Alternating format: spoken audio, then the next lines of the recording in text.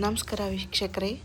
ಈಗ ನಾನು ಹೆಸರುಕಾಳಿನ ಕಿಚಡಿಯನ್ನು ಮಾಡಲಿಕ್ಕೆ ಈರುಳ್ಳಿ, ಬೆಳ್ಳುಳ್ಳಿ ಹಾಗೂ ಟೊಮೊಟೊ, ಹಸಿಮೆಣಸಿನ್ಕಾಯನ್ನು ಕಟ್ ಮಾಡಿ ಇಟ್ಕೊಂಡಿದ್ದೀನಿ.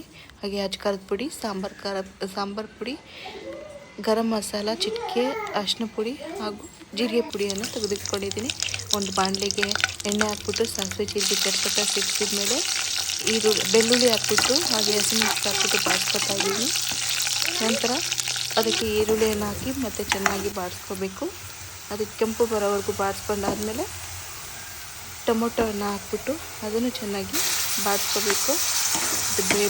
ಬಾಡಿಸ್ಕೊಂಡಾದ್ಮೇಲೆ ನಾವು ಬೇಯಿಸಿಟ್ಟಿರ್ತಕ್ಕಂಥ ಒಂದು ಹೆಸರುಕಾಳು ಮತ್ತು ಆಲೂಗಡ್ಡೆಯನ್ನು ಅದಕ್ಕೆ ಹಾಕಬೇಕಾಗುತ್ತೆ. ಅದೇ ರೀತಿಯಾಗಿ ಅದಕ್ಕೆ ಅರಿಶಿನ ಪುಡಿ ಅದೆಲ್ಲ ತೊಗೊಂಡಿದ್ವಲ್ಲ, ಖಾರದ ಪುಡಿ, ಅರಿಶಿನ ಪುಡಿ ಹಾಗೂ ಅದನ್ನೆಲ್ಲ ಹಾಕ್ಬಿಟ್ಟು ಅದರಲ್ಲಿ ಮಿಕ್ಸ್ ಮಾಡಿ ಕೈ ಆಡಿಸ್ಬೇಕು. ಅದಾದಮೇಲೆ ರುಚಿಗೆ ತಕ್ಕಷ್ಟು ಉಪ್ಪನ್ನು ಹಾಕ್ಬಿಟ್ಟು ಅದಕ್ಕೆ ಬಾಡಿಸ್ಬೇಕು. ನಂತರ ಬೇಯಿಸಿಟ್ಟಿರ್ತಕ್ಕಂಥ ಒಂದು ಹೆಸರುಕಾಳಿನ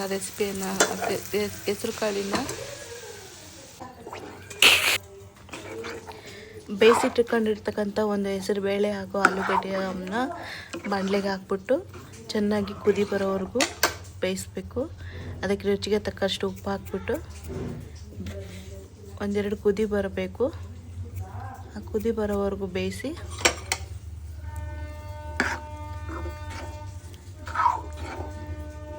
ಲಾಸ್ಟಲ್ಲಿ ನಾವು ಅದನ್ನು ಕುದಿ ಬಂದಾದಮೇಲೆ ಕಟ್ ಮಾಡಿರ್ತಕ್ಕಂಥ ಒಂದು ಕೊತ್ತಂಬರಿಯನ್ನು ಅದರ ಮೇಲೆ ಹಾಕ್ಬಿಟ್ಟು